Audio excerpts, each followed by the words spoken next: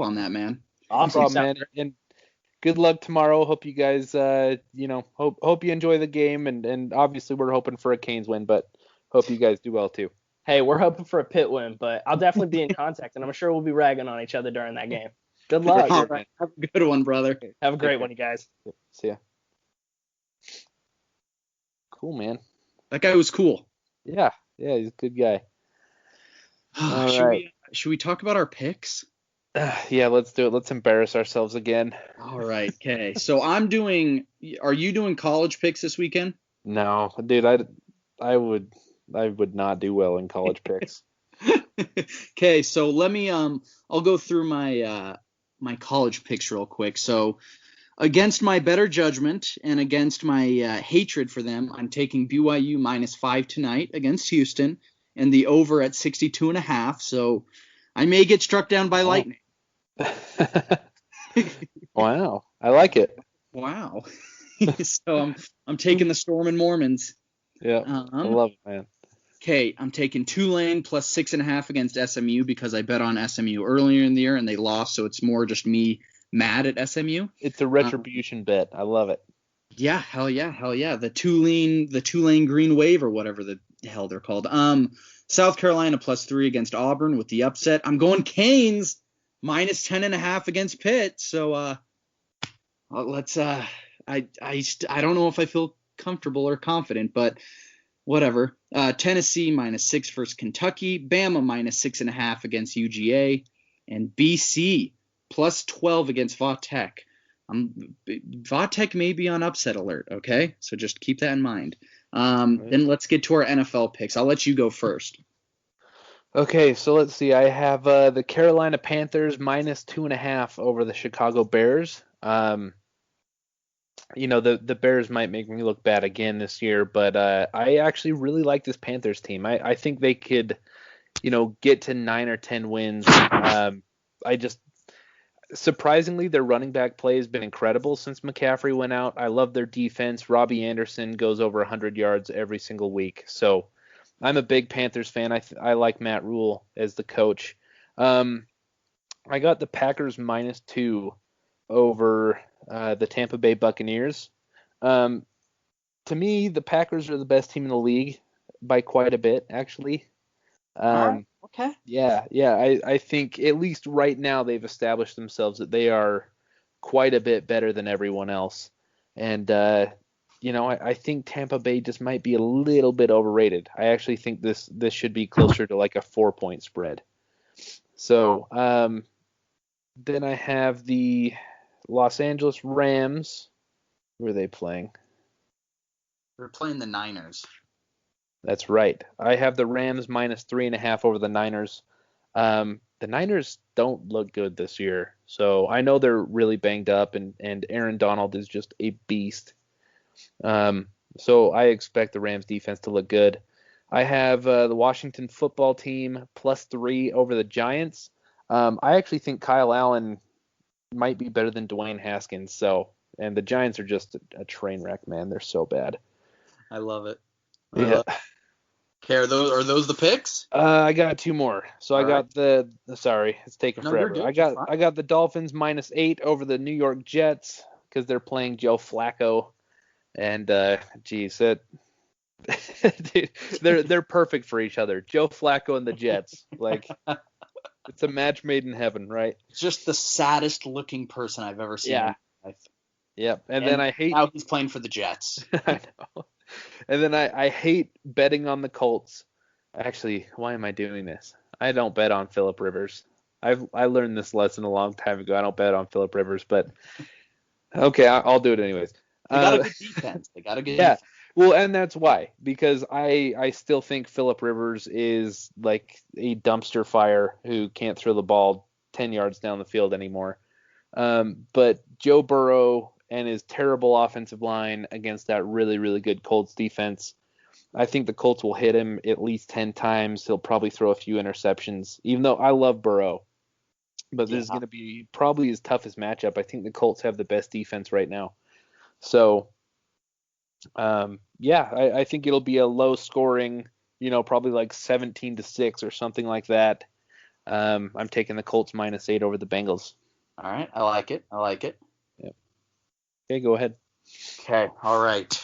So yeah, taking the Fins -8 against the Jets. That one's for you, Miami. Also taking the Panthers -2.5 against the Bears. Led by offensive coordinator South Florida's son, Joe Brady, who was at LSU last year. Mm-hmm. And what do you think about this scenario? If Manny doesn't work out, we offer Joe Brady the head coaching job for the Canes. Absolutely, we do that. I would love. Oh, he's so great. He's like 30 and he's just cool. You should interview him and do like a Chris Farley. Hey, this remember is Marsh that time? Thomas. Welcome to the Marsh Thomas show. we got Joe Brady, just a living legend. Remember that time you remember that time you were at LSU and Joe Burrow won the Heisman? Yeah, Marsh, I do. That was awesome. That was so awesome, man. Rest in peace, Farley. Texans +3.5 against the Titans. The Titans are on a short week, and I think with Bill O'Brien getting fired, I think it's lit a spark underneath the Texans' ass. So, I hope it has. You have like 74-year-old Romeo Crennel as their interim head coach. He is so old. Dude, I hope that's the early kickoff, or he might be asleep before the game's over. Dude, when he was an assistant for the Pats in the early 2000s, he was still old as hell. No. He was so old. Yeah, Okay, he's the oldest guy to ever head coach a game in the NFL. Wait, he is? Yep. Yeah, he is. That's insane. Yeah.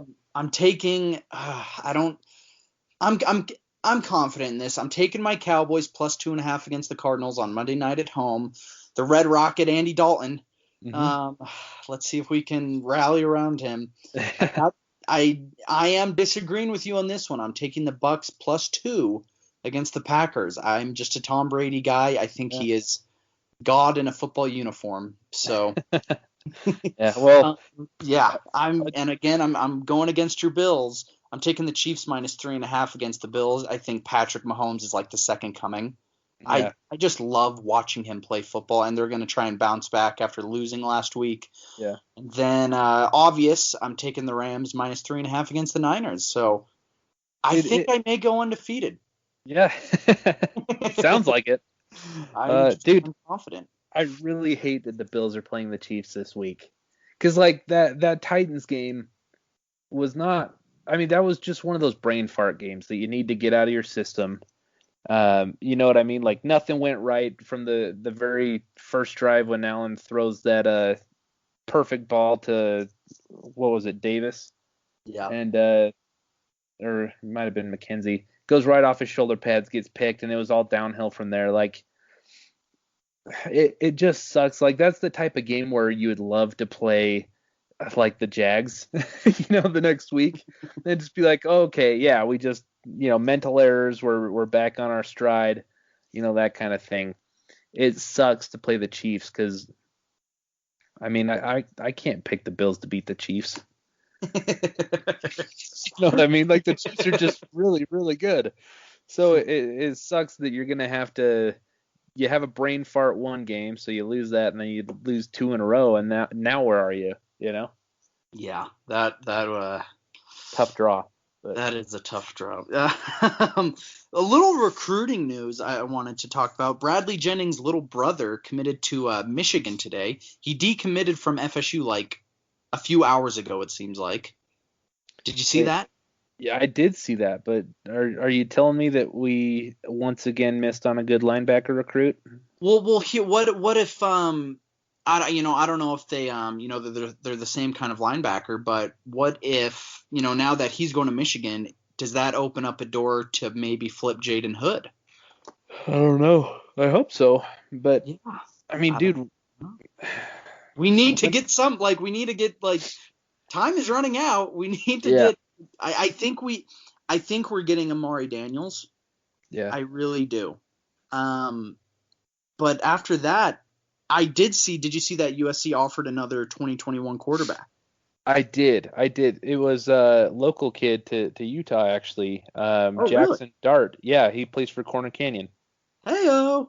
Yeah, so he is a mission kid though. So he's going to go on a 2-year religious mission. At least that's what the word is right now. Okay. All So right. I don't know if that affects Jake Garcia as much as we're thinking it does. Because Ooh, obviously you know he'll. what? That's real journalism right there. That's good on Yeah. you. Oh, thank you. You're very welcome. Yeah. So he, he'll count in the 2021 class, but he'll probably, do a 2-year religious mission and then come back and actually start practice in 2023. So we'll Damn it. see.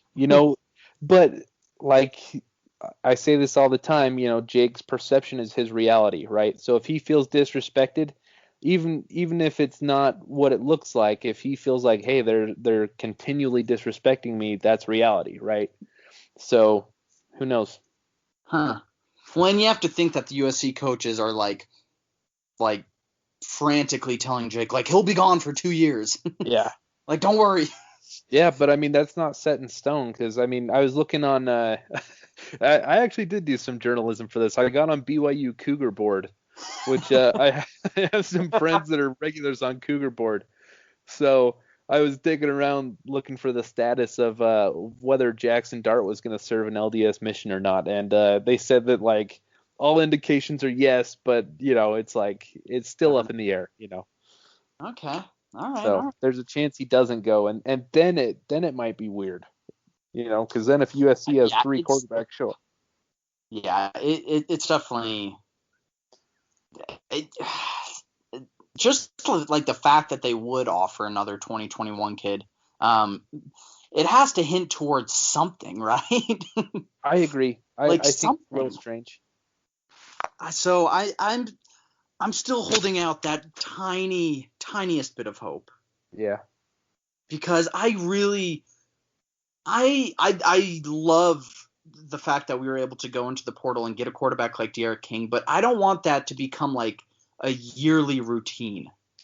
No, and I'm probably going to take a lot of crap for saying this, but I'm going to say it anyways. Is I think the biggest difference between this team and last year's team is the 3 leaders that we brought in to the locker room through the transfer portal and Rhett Lashley. So like if this team had N'Kosi Perry, I don't think we're that much better than last year. I think you'd see a little bit of a boon from like a scheme change because I do believe in Rhett Lashley, but I don't know, man. like we're really not that much better than last year from a personnel standpoint, Yeah. So what I Come on, don't man. Come on. but what I'm saying is I don't want to just be like, oh, like we're fine with Perry, because we have Rhett Lashley. Like that's not the case, dude. We just got blanked by Clemson. We scored 1 touchdown. True. Like we had a special teams touchdown. Our offense only scored 1. Okay, and like we had a tough time getting going against UAB. I mean, we watched that game together in the first half. Our offense did not look that great. So Yeah. We were both like looking at each other like, wait, what? yeah. And so that's just my concern is I actually think that getting a quarterback is a huge priority again, just because, nothing's set in stone. Like Rhett Lashley isn't the cure all. We still need to recruit great players here because you can still see the talent discrepancy. It's showing through on occasion, especially when we play tougher teams. Well, I if I don't see progress from the wide receivers tomorrow, I'm gonna scream. Well, let's me and you drive down and try out, dude. Dude, they couldn't handle me. So I'm 280 pounds right now, and I could get as much separation as Mike Harley and D Wiggins. I guarantee you. It's like our defensive predictions for like this year were like spot on. We were right about Bubba Bolden, right about Gil Frierson, but like our offensive projections, at least some of them, because I at least thought Mike Harley was gonna have a big year, and we were both obviously high on D Wiggins. And yeah, well, what the hell? Yeah, And that goes along with the point that I was just making is we kind of thought like, because we did say all season the wide